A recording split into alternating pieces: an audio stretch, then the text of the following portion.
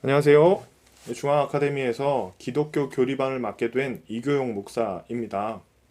여러분 모두 식사는 하시고 이 방송 시청하시는 거죠? 혹시 안 드셨다면 식사를 하신 다음에 이 영상 보셔도 되겠습니다. 현재 이 방송은 실시간으로 진행되는 것은 아닙니다. 저도 지난번에 담임 목사님께서 하셨던 것처럼 녹화를 먼저 하고요. 예약으로 이 방송을 내보내고 있습니다. 물론 이 실시간 채팅창에서는 얼마든지 이야기를 나누실 수 있습니다. 제가 혼자 집에서 이렇게 촬영을 하다 보니까 약간 서툴기도 하고 이 실수도 생길 것 같습니다. 이 원고도 보고 화면도 넘겨야 되기 때문에 다소 서툰 점, 이 너른 양해를 좀 부탁드리겠습니다. 그리고 제 시선도 좀 어색하죠. 이 원고를 봐야 하기 때문에 카메라를 보면서 하기가 좀 어렵습니다. 그래도 최대한 이 강의에는 지장이 없도록 노력하겠습니다. 이유야 어쨌든 뭐 이렇게 만나게 되고 함께 시간을 보낼 수 있어서 굉장히 감사한 마음입니다. 이 코로나 상황은 우리에게 단절이라고 하는 아픔을 준 것도 사실이지만 한편으로는 이런 문명을 통해서 함께할 방법을 새롭게 찾아가는 지혜도 갖추게 하는 것 같습니다. 저는 오늘부터 한 해 동안 교리에 대해서 여러분들과 좀 나누려고 합니다. 기독교 교리, 뭐 한 번쯤은 들어보셨을 거예요. 기독교 교리는 제법 딱딱하고 이 어렵고 재미없는 주제입니다. 그리고 저는 이 교리를 굉장히 뭐 쉽고 재미있게 그렇게 다룰 수 있을 만한 수준이 또 되지는 않습니다. 그래서 이 시간을 최대한 잘 보내기 위해서는 물론 강의를 하는 저의 노력도 좀 필요하겠지만 이 방송을 보시는 분들의 노력도 좀 필요할 것 같아요. 제가 생각할 때 가장 필요한 것은 인내심이 아닐까 하는 생각을 해봅니다. 오늘은 교리를 나누는 첫 번째 시간입니다. 이 첫 시간은 조금 가볍게 구성해야겠죠. 이 첫 번째로 교리에 대한 서론을 다루면서 크게 이 네 가지만 함께 나누고 오늘 교리 강의 마치려고 합니다. PPT를 좀 참고하면요.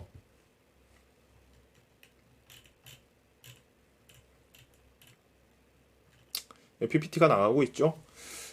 첫 번째는요, 교리가 무엇인지를 좀 나누도록 하겠습니다. 우리가 앞으로 1년 동안 배우게 되는 이 교리라고 하는 것이 도대체 무엇인가? 이 또 우리가 배우는 이 교리는 어떤 기능을 하는가? 뭐, 요 정도는 좀 나눠야 될 것 같습니다. 교리를 배우는데 교리가 가지고 있는 뜻을 모르면 나누기가 좀 어렵겠죠? 그런 의미에서 교리에 대한 정의를 함께 내려보도록 하겠습니다. 두 번째로는요, 이 교리 꼭 배워야 되는가라는 질문에 답변을 하지 않을 수가 없겠습니다. 우리는 이런 생각하고 이렇게 말할 수 있어요. 그냥 성경 말씀 열심히 배우면 되지 않을까요? 뭐 이런 의견이 있을 수 있잖아요. 성경 말씀을 배우는 거랑 교리 배우는 거랑 뭐 많이 다른 일인가? 왜 더 어려운 교리를 우리는 배워야 하는가? 뭐 이런 질문들이 좀 생길 수 있을 것 같습니다. 그래서 오늘 이 시간에는 기독교 교리를 배워야 하는 이유에 대해서 아주 조금만 함께 살펴보는 시간도 갖겠습니다. 세 번째로는요, 우리가 함께 배우게 될 이 교리는 어떤 방식으로 배워야 하는가에 대해서 좀 설명을 드려야겠습니다. 이런 과정을요, 통상 커리큘럼이라고 하거든요. 이 한 해 동안 어떤 과정을 거쳐서 우리는 교리를 배우게 될까? 이것을 보다 좀 큰 틀에서 함께 살펴보는 시간을 갖도록 하겠습니다. 사실 이 교리를 배울 수 있는 방법에는 굉장히 여러 가지 다양한 방법이 있어요. 그 중에서도 제가 여러분들과 함께 올 한 해 동안 배울 교리의 이 커리큘럼을 함께 좀 나누어 보도록 하겠습니다. 마지막으로 이 다음 주에 함께 나눌 내용을 미리 말씀을 좀 드리려고 합니다. 물론 예습하실 것은 따로 없고요. 그저 이 마음의 준비만 잘 하고 이 방송 보시면 되겠습니다. 이 부분들을 모두 설명하고 첫 강의는 마치도록 하겠습니다. 아,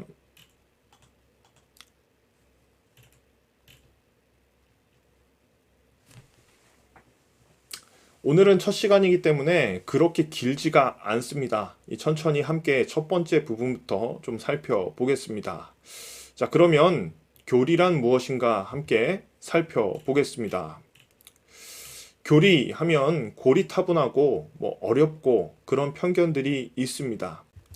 어쩌면 편견이 아닐 수도 있죠. 사실 교리를 배우는 것은요, 그렇게 쉬운 일은 아닙니다.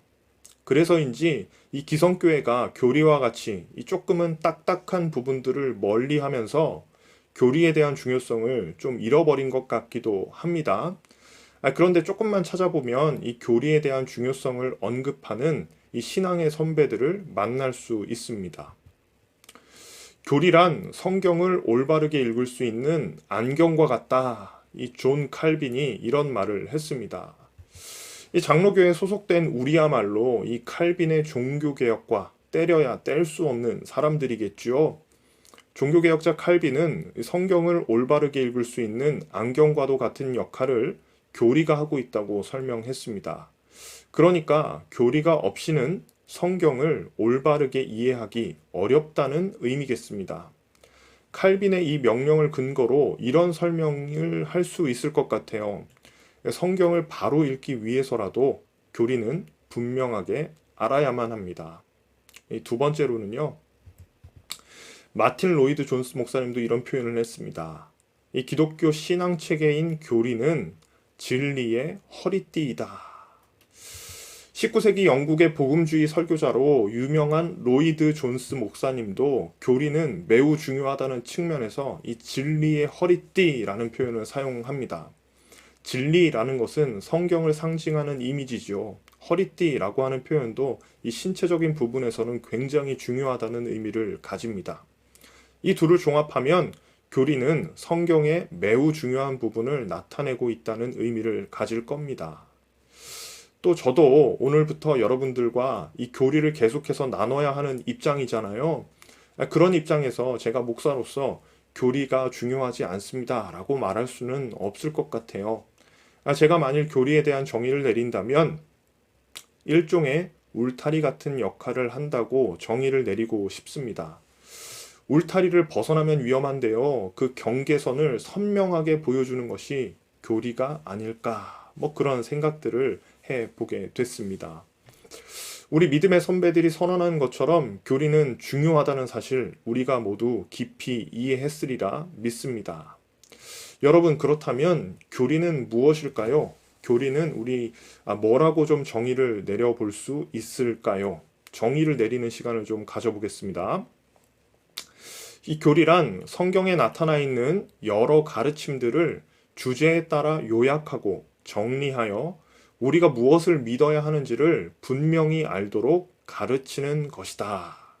이 국제제자훈련원에서 나온 교재 중에 교리 이야기라는 책은 이렇게 정의를 내리고 있습니다. 이 말을 조금만 이렇게 풀어서 설명을 하면 성경에는 정말 많은 가르침들이 있잖아요. 그리고 그 이야기들은 이 땅을 살아가는 성도들에게 일정한 가르침을 주고 있습니다.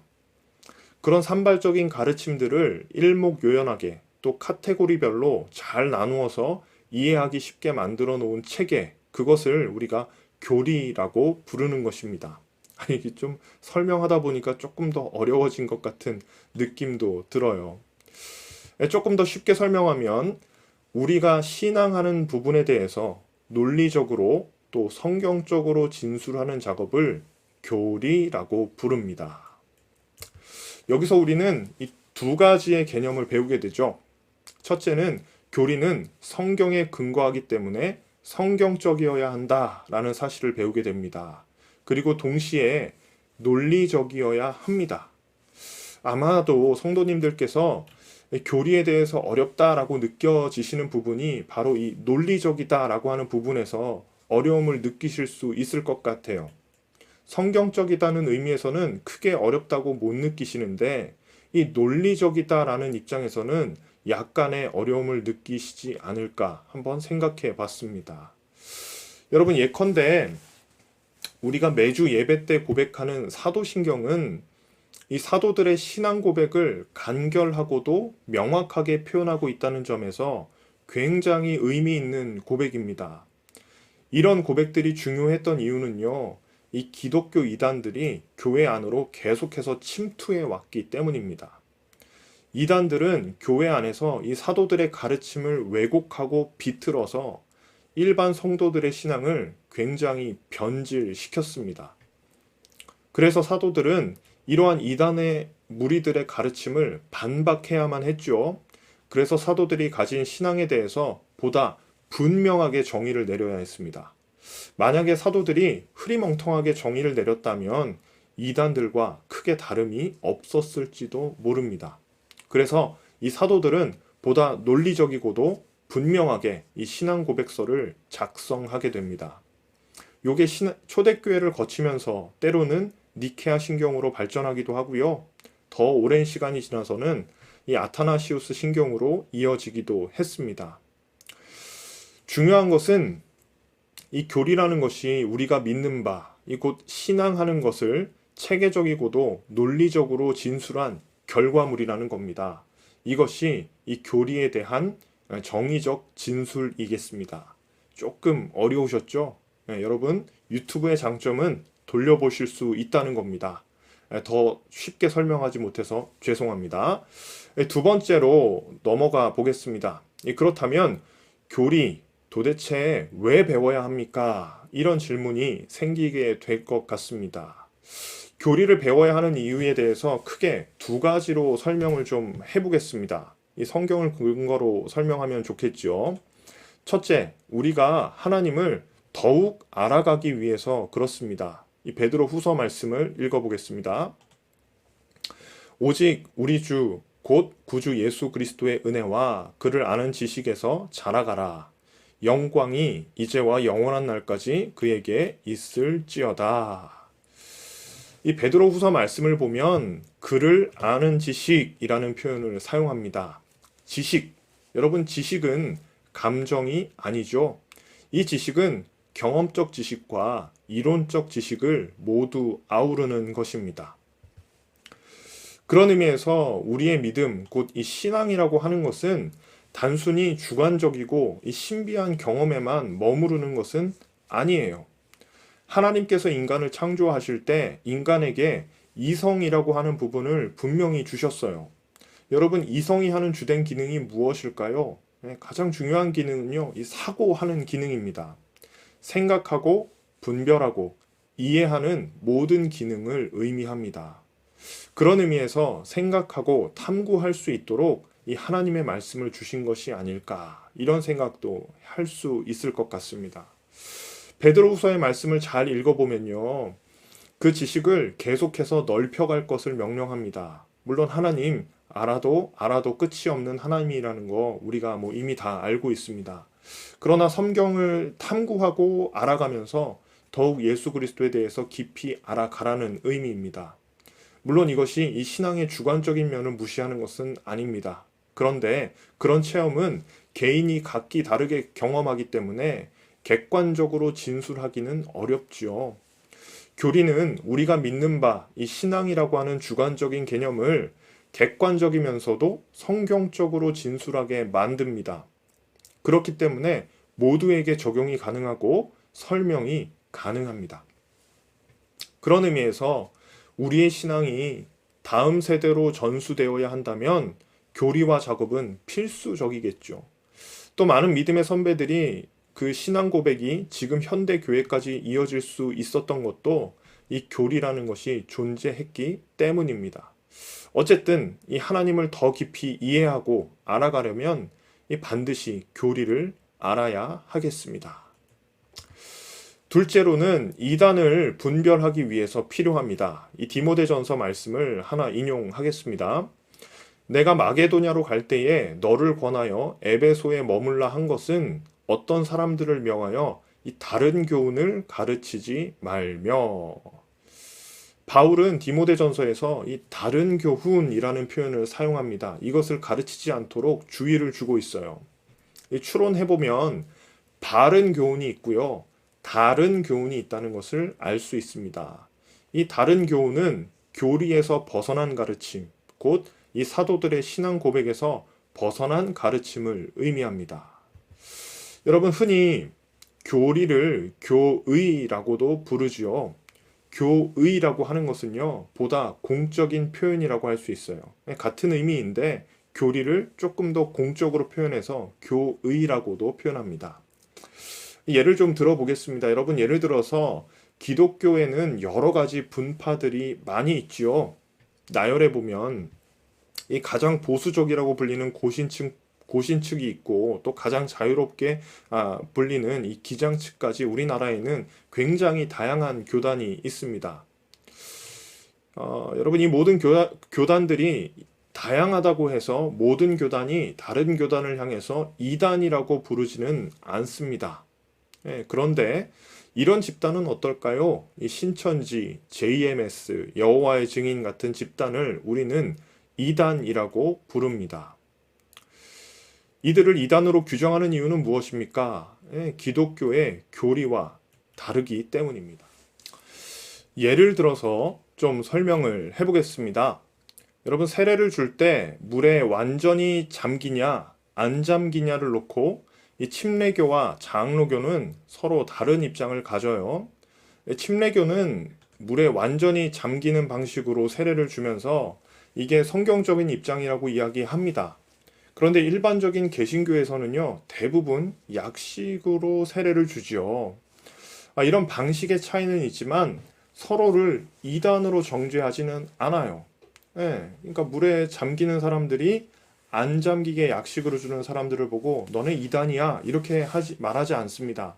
또 반대로 약식으로 주는 우리 개신교 일반적인 입장에서 이렇게 물에 잠기는 세례를 주는 침례교를 향해서 이단이라고 정죄하지는 않아요. 왜냐하면 세례를 물에 잠기게 주냐 아니면 약식으로 주느냐 이런 것은요 기독교의 핵심적인 교리에 전혀 영향을 미치지 않기 때문입니다.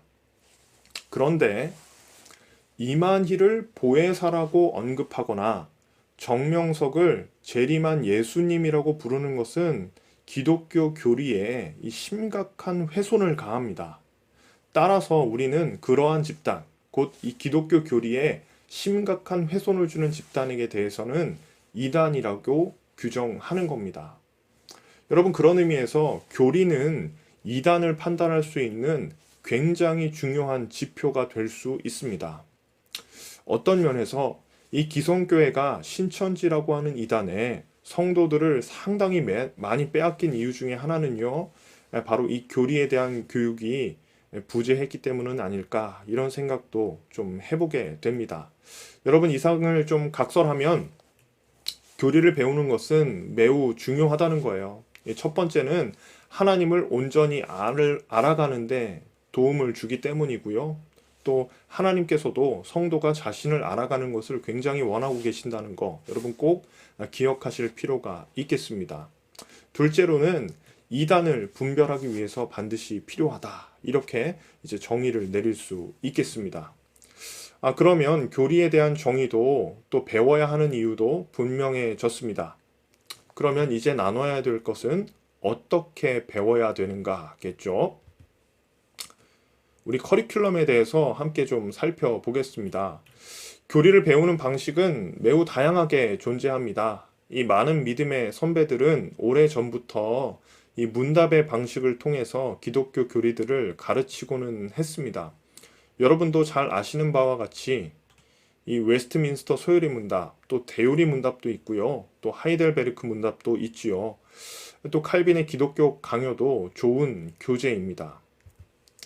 이 믿음의 선배들은 주로 문답의 방식을 사용해서 교육을 시켰습니다. 이 문답의 방식은 질문들을 하나씩 묻고 이렇게 답하는 방식입니다. 답변의 근거 구절들을 읽으면서 이 성경이 말하는 바를 온전히 이해하려고 노력하는 거, 이 굉장히 좋은 방식입니다. 그런데 이런 식으로 진행하기에는 질문이 꽤 많습니다. 이 가장 대중적인 요리 문답서인 소요리 문답은요, 이 107개의 질문으로 구성되어 있어요. 이 질문을 하나하나 읽고 답하고 또 근거 구절들을 살피는데 걸리는 시간이 제법 많이 들 것 같습니다. 또 제가 개인적으로 그렇게 길고도 깊게 설명할 수 있을 만한 그런 실력도 되지 않습니다. 또 중앙아카데미는 통상 상반기 12주, 하반기 12주로 구성되어 있기 때문에 이 적절하게 커리큘럼을 좀 짜야겠다 이런 생각을 좀 했어요. 그래서 이 기독교의 교리들을 쭉 카테고리별로 범주화해서 본다면 6가지로 나눠볼 수 있어요. 아이고, 죄송합니다. 크게 이 신론, 인간론, 기독론, 구원론, 혹은 이 성령론이라고도 부르고요. 교회론, 종말론, 이렇게 6가지의 섹션으로 구분이 됩니다. 저는 앞으로 이 신론부터 종말론까지 상하반기에 나눠서 함께 나누려고 합니다. 이 6가지의 커리큘럼에 대한 소개를 좀 간단하게 해야 될 것 같습니다. 먼저 신론입니다. 이 신론이라고 하는 것은 하나님은 어떤 분이신가 라는 부분에 대한 답변입니다. 우리가 신앙하는 바대로 따진다면 결국 이 성경이 말하는 하나님에 대해서 논리적으로 이야기하는 것을 의미합니다. 성경 안에는 하나님에 대한 진술과 또 하나님께서 하시는 말씀과 또 하나님의 행위 이런 것들이 모두 기록이 되어 있습니다. 그것을 논리적으로 살피면서 하나님에 대해서 더욱 깊이 알아가는 것, 그것이 바로 이 신론입니다. 두 번째는요, 인간론이에요. 인간론은 사람에 대한 진술이에요. 도대체 인간은 어떤 존재인가? 라는 질문에 성경에 비추어서 답변을 해보는 겁니다.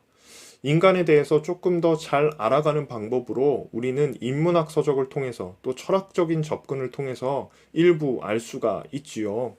그런데 성경이 말하는 인간이라고 하는 존재, 이 태고의 인간은 어떤 존재였는지, 또 현재 인간은 어떤 존재인지, 이런 것들에 대해서 이야기를 나누는 부분이 이 대목에서 함께 나누는 것이라고 볼 수 있겠습니다.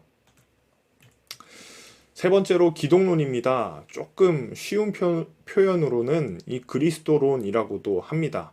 그리스도는 물론 이 예수님에 대한 이야기죠. 이 도대체 예수님은 어떤 분이신가에 대해서 성경이 고백하는 대로 진술을 한다고 보시면 되겠습니다.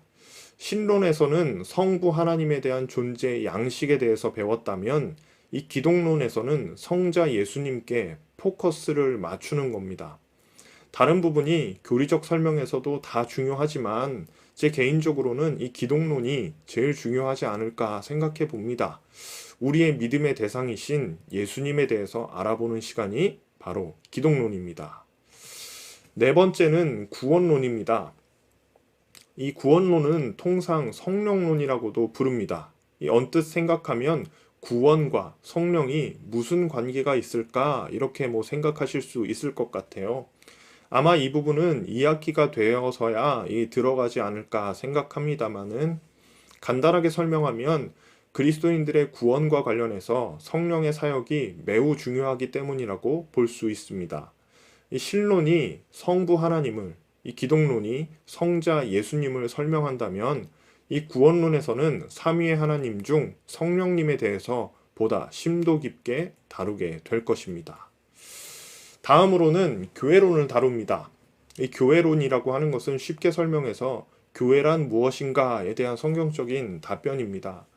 이미 우리 많은 성도님들께서 설교를 통해서 또 여러 가지 가르침을 통해서 이 교회는 건물이 아니다 라는 표현 이미 상당히 들어보셨을 겁니다. 그렇게 성경이 말하고 있는 교회란 과연 무엇인지 정리하는 시간이 될 것 같습니다. 이 교회론도 순서상 아마 2학기에 접하게 되겠죠?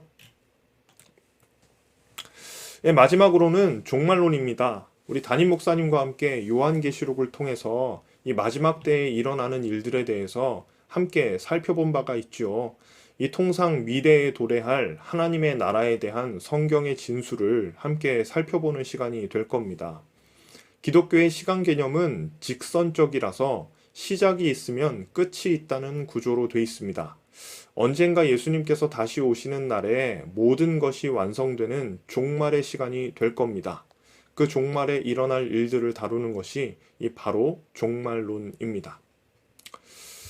이렇게 6개의 분과들을 모두 나누고 나면 이 긴 교리 교육이 모두 마치게 될 것 같습니다. 여러분 정말 인내가 필요하겠죠. 함께 끝까지 잘 완주하면 좋을 것 같습니다. 혹시 여러분들이 이 교재가 궁금하실 것 같아요. 제가 사용하는 교재들을 좀 소개해 드리겠습니다. 여러분들이 꼭 구매하실 필요는 없고요. 제가 이런 책을 주로 사용한다는 점만 알려드리겠습니다. 저는 이 IVP에서 나온 기독교 교리 핸드북이라는 책을 거의 주 교재로 사용할 예정입니다. 만약에 이 책을 구매하셔서 처음부터 끝까지 읽으실 예정이라면 이 강의가 이 책을 읽어내는 것에는 물론 도움이 될 겁니다. 물론 제가 이 책에 나오는 모든 내용을 다 다루지는 않을 것 같고요. 이제 꼭 필요한 부분들을 발췌해서 다루도록 하겠습니다. 생각보다 이 양이 좀 방대해요. 전체 페이지가 580쪽 정도가 됩니다. 그래서 저는 이 책만 참고하는 것은 아니고요. 다른 두 권의 책을 조금 더 참고를 하려고 해요. 핵심을 잘 뽑아낼 수 있는 책으로 이 글로벌 제자훈련원에서 나온 교리가 뭐죠? 라고 하는 책을 참고로 합니다. 이 책의 구성은 질의와 문답의 방식으로 되어 있습니다. 그래서 간략하게 정의를 내리거나 설명을 하기에 매우 유용합니다. 또 한 권의 책을 소개한다면 이 크리스천 리더에서 나온 이 손에 잡히는 쉬운 기독교 교리라는 책이 있습니다. 이 책은 참고서 정도로 소개할 수 있을 것 같아요. 반드시 알아야만 하는 이 필수적인 교리들에 대해서 이 여러 가지 예화를 통해 설명하기 때문에 접근이 굉장히 쉽다는 장점이 있습니다. 그러니까 이 책은 누구라도 이 교리를 접하는데 어렵지 않게 접근할 수 있다는 것, 이 마지막으로 설명을 드리겠습니다. 이렇게 제가 참고할 책까지 모두 소개를 마쳤습니다. 이 강의가 거의 다 끝나간다는 이야기인데요. 많이 길지 않은 것 같아서 좀 좋은 것 같습니다. 다음 주부터는 제가 제대로 강의를 진행해야 될 것 같아요. 이 진행 방식은요, 녹화 방송이기 때문에 여러분들의 이 실시간 질문에 바로바로 답변하기는 좀 어려울 것 같습니다. 만약 질문이 있으시다면 이 실시간 채팅창 말고 이 강의 밑에 댓글로 남겨주시면 좋겠습니다. 이 댓글에 남겨주신 질문을 통해서 함께 나누고 강의를 시작한다면 조금 더 의미 있다는 그런 의미 있겠다 이런 생각도 좀 해보게 돼요. 물론 이 질문이 있어도 댓글로 남기는 것은 용기가 필요한 일이겠죠. 잘 이해가 되지 않는 부분, 강의 자체의 미흡한 부분 등도 모두 좋습니다. 글 남겨주시면 함께 나누고 또 한번 고민하는 시간 가져보도록 하겠습니다. 이제 마지막입니다. 다음 주에는 어떤 내용을 다룰 것인가를 이야기하면서 첫 번째 강의를 모두 마치겠습니다. 다음 주에는 이 32번째 시간을 좀 가져보려고 해요. 오늘이 서론의 첫 번째 시간이었잖아요. 이 시간에 우리는 교리가 무엇인지에 대해서 좀 나누었습니다. 또 앞으로 어떤 순서로 이 교리에 대해서 접근할지도 나누었죠. 다음 주에는 바로 실론으로 들어가는 것이 아니고요. 서론의 두 번째 시간을 가지려고 합니다. 아마 다음 주에 시작하면서 한 번 더 나누게 되겠지만 두 번째 서론에서는 우리가 믿는 이 성경의 권위에 대해서 나누게 될 겁니다. 교리가 다루는 논리적 전개라고 하는 것은 단순히 인간의 이성을 근거로 하지는 않죠. 반드시 성경의 진술을 근거로 합니다. 그런 의미에서 과연 성경이 믿을 만한 것인지를 먼저 전제하지 않을 수 없습니다. 반대로 설명하면 성경을 전제로 하지 않으면 교리 교육이 제대로 이루어지기 어렵다는 뜻이기도 하겠죠. 그렇기 때문에 다음 주 서론 두 번째 시간에서는 성경에 대해서 함께 살펴보는 시간을 갖겠습니다. 자, 여러분 여기까지 질문 있으시면 혹시라도 질문이 있으시면 이 댓글로 남겨주시기를 부탁드립니다. 이렇게 첫 번째 교리 강의 마치도록 하겠습니다. 거의 오리엔테이션 같은 느낌인데요. 이 늦은 시간까지 함께 해주신 모든 분들께 감사의 말씀을 전합니다. 성도님 모두 평안한 밤 되십시오. 다음 주에 뵙겠습니다.